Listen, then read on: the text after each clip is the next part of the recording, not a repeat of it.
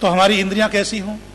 वेद मंत्र उपदेश करता है, आप्याय धुमग्न्या इंद्राय भागम। इंद्र के प्रति हे इंद्रियों, अर्थात आत्मा के प्रति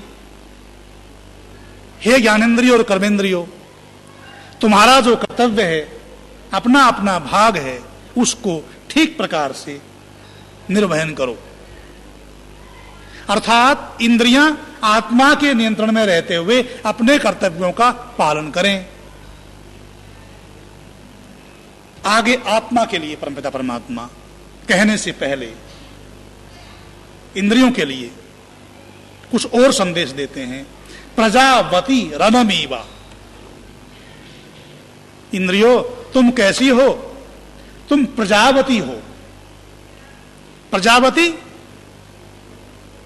अच्छे कार्य करने वाली, सुरचना करने वाली, सुमार्ग पर चलने वाली, सर्जन करने वाली।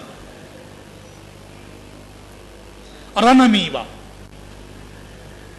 और निरोग बनो, स्वस्थ बनो। अनमीवा, स्वस्थ। इंद्रियां तुम प्रजावती हो वो, स्वस्थ हो वो, अयक्ष्मा,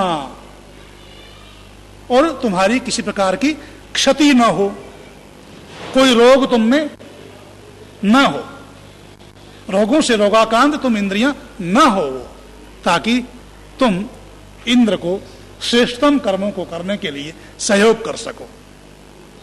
अपने अपने कर्तव्यों का निर्वहन तुम तभी कर सकोगी जब तुम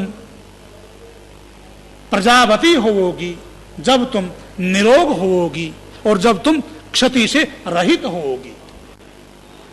आंखें भी मेरी स्वस्थ हों, आंख में यदि एक भी तिनका पड़ गया तो इंद्र की यात्रा में बाधा बन जाती है। आंख में यदि थोड़ा सा विकार बन गया तो इंद्र की यात्रा में बाधा आ जाती है।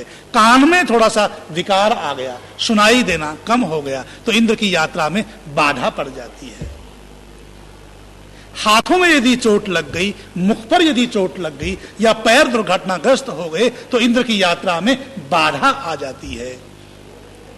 तो कामना यह की जाती है कि मेरी इंद्रियों की किसी प्रकार की क्षति न हो, मेरी इंद्रियां स्वस्थ रहें, सुदृढ़ रहें, सुंदर रहें, कोई विकार इंद्रियों में न आए, ताकि इंद्र की यात्रा में वो साधक बनी रहें और इंद्र श्रेष्ठतम कर्मों को करने के लिए उनका सहयोग प्राप्त करता रहे और अपने जीवन को और समाज को स्वर्ग बनाता रहे। प्रजावती रनमीवा अयक्ष्मा।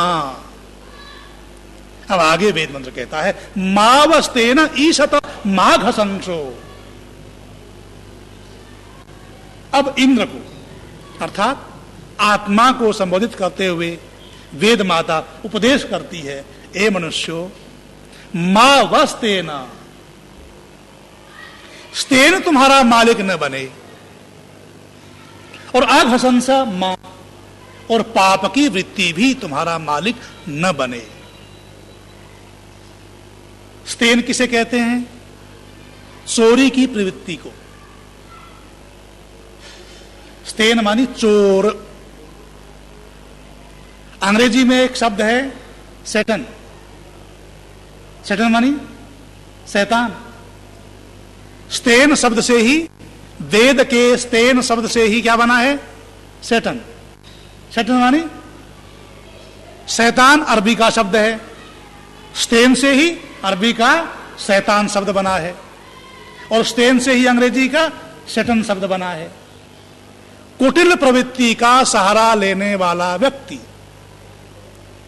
कुटिलता से, छल से, कपट से अपने कार्यों को करने वाला जो व्यक्ति है उसे वैदिक भाषा में स्तेन कहते हैं, अरबी में शैतान कहते हैं और अंग्रेजी में सैटन कहते हैं। अर्थात वेद माता उपदेश कर रही है कि मनुष्यों, कुटिलता की वृत्ति, छल और कपट की वृत्ति तुम पर हावी न हो जाए। इंद्र, मैं सविता तुम्हें श्रेष्ठतम कर्मों को करने के लिए प्रेरणा कर रहा हूं, तुम्हारी इच्छा और क्षमता में वृद्धि कर रहा हूं। उसके लिए आवश्यक है कि तुम्हारी इंद्रियां स्वस्थ रहें, सुदृढ़ रहें, निरोग रहें, तेरे नियंत्रण में रहें। पर यह भी आवश्यक है कि स्तेन वृत्ति, छल कपट और कुटिलता की वृत्ति तेरे ऊपर हावी ना हो जाए। मां आगाशंस, छल कपट और कुटिलता की वृत्ति भी तेरे ऊपर हावी ना हो और पाप की वृत्ति भी तेरे ऊपर शासन न कर पाए। पाप को अच्छे रूप में चित्रित करने वाला व्यक्ति भी तुझ पर शासन न कर सके।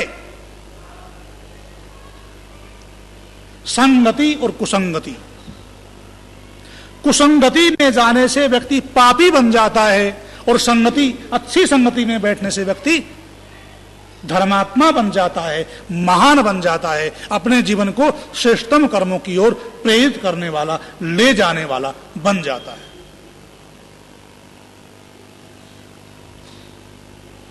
जो शराब पीने वाला व्यक्ति है